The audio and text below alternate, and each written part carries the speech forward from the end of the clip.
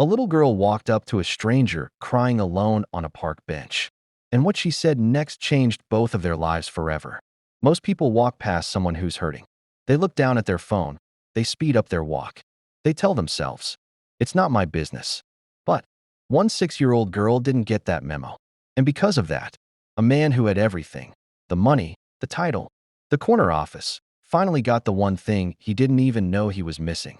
This is the story of Richard Callaway, CEO of one of the biggest logistics companies on the East Coast, and a little girl named Lily. And I promise you, by the time we get to the end of this, you're going to feel something real. Let's set the scene. It's a Tuesday afternoon in October. The leaves are turning orange and red in Riverside Park, New York. The air has that sharp, cold smell to it, the kind that hits your face and reminds you that summer is really, truly gone. Richard is sitting alone on a wooden bench near the fountain. He's 52 years old. He's wearing a suit that costs more than most people's monthly rent. His shoes are shined. His watch is from Switzerland. From the outside, this man looks like he has it all figured out. But his eyes are red. His shoulders are dropped. He's not on his phone. He's not checking emails. He's just sitting there, staring at the fountain. And if you looked close enough, you'd see a single tear running down the side of his face. Because 3 days ago, Richard's wife of 24 years, Karen, sat across from him at their kitchen table and told him she wanted a divorce. No big fight. No screaming. Just a quiet, tired voice saying, "Richard, I don't think you've really been here for years." And the worst part? He knew she was right. Richard had spent the last 2 decades building his company. 60-hour work weeks. Business trips every other month. Missed birthdays. Missed anniversaries. Missed school plays. He told himself it was all for the family, the big house, the vacations, the college funds. But somewhere along the way, he stopped showing up. Not just at home. Inside. He stopped being present. He stopped being a husband. Slowly, quietly, without even noticing, he had become a stranger in his own house.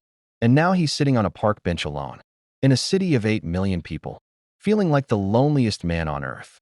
"Mister, are you crying?" Richard looks up. Standing in front of him is a little girl. Maybe 6, maybe 7. She's got 2 pigtails, one of them slightly falling out.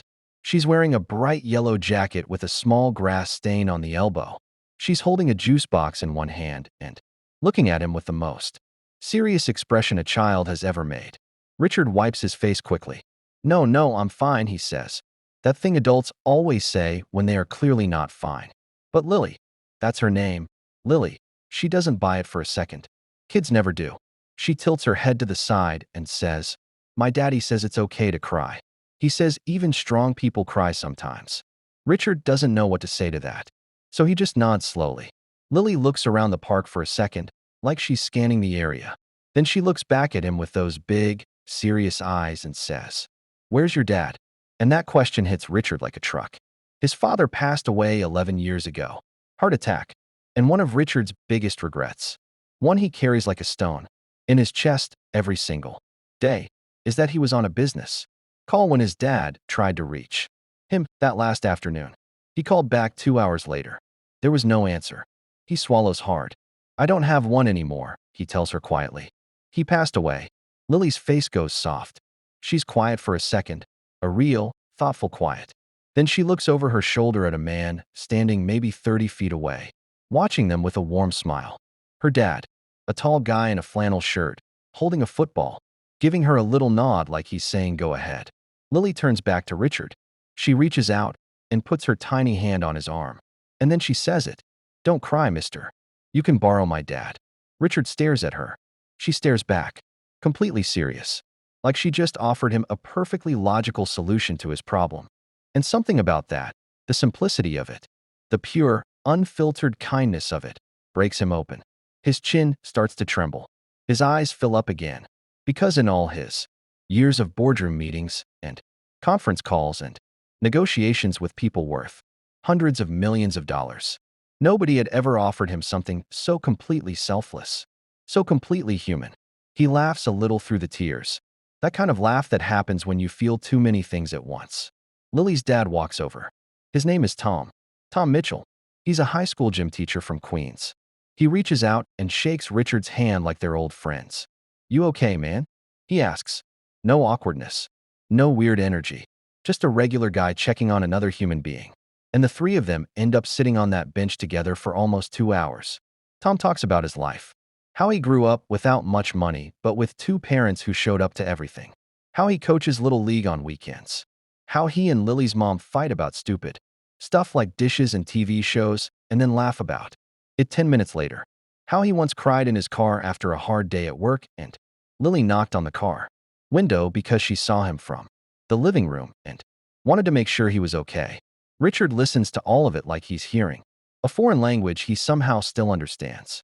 He talks too, slowly at first, then more, about Karen, about how he thought providing financially meant he was being a good husband, about how he missed his daughter Emma's first dance recital because of a flight to Chicago, about how he told himself he'd slow down next year, every year, for 15 years in a row, about how next year never came. Tom doesn't lecture him, doesn't give him a TED talk. He just listens, nods. At one point he says, "You know what my dad used to say? He said, at the end of your life, you're never going to wish you spent more time at the office." Richard has heard that quote before. He's even said it to employees.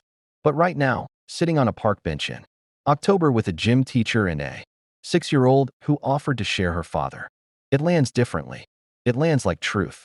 Before they get up to leave, Lily tugs on Richard's sleeve one more time. "Are you going to be okay, mister?" He looks at her. This little girl with the lopsided pigtail and the juice box. This kid who had no reason to stop. No reason to care.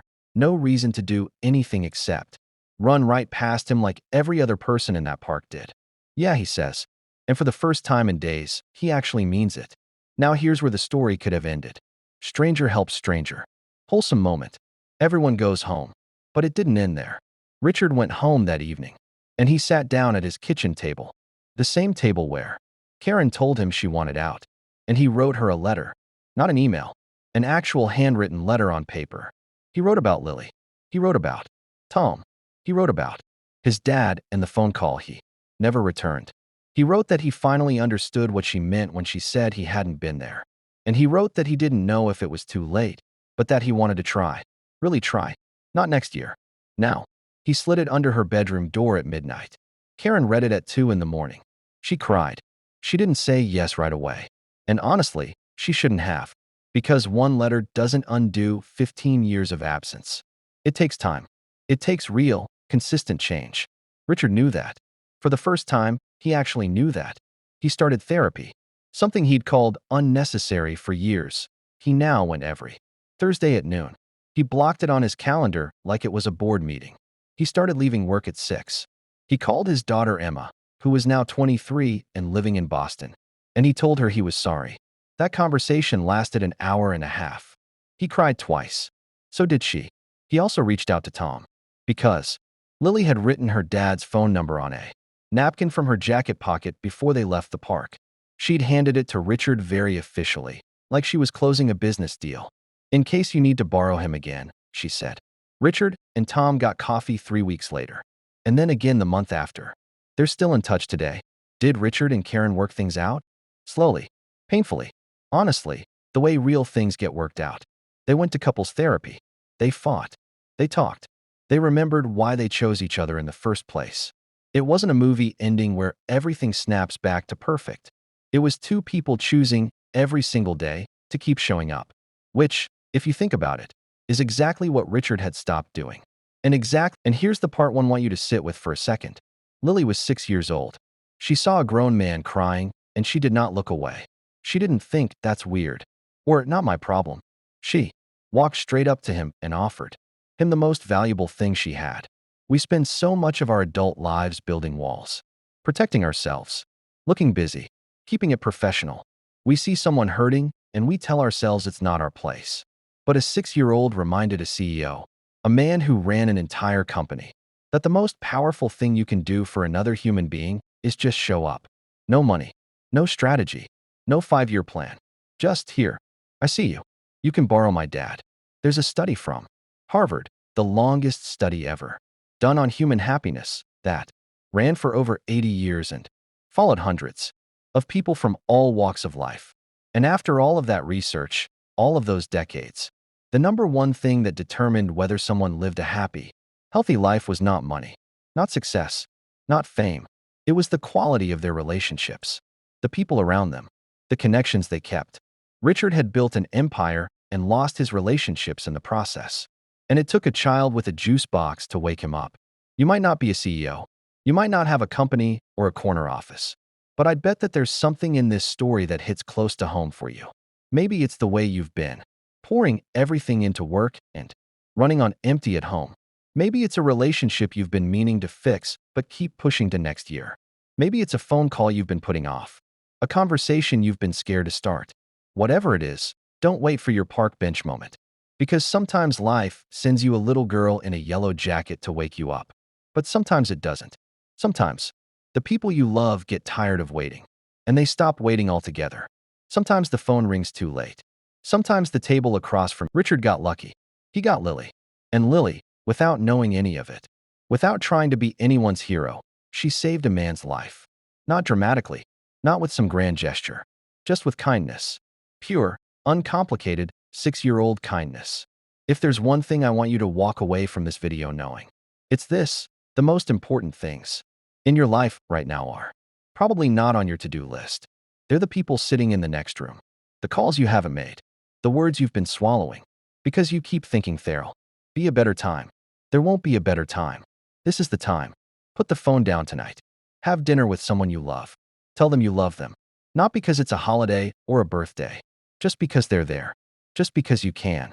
And if you ever see someone sitting alone on a park bench with red eyes and dropped shoulders, maybe don't walk past. Maybe just stop. You don't have to have the perfect words. Lily definitely didn't.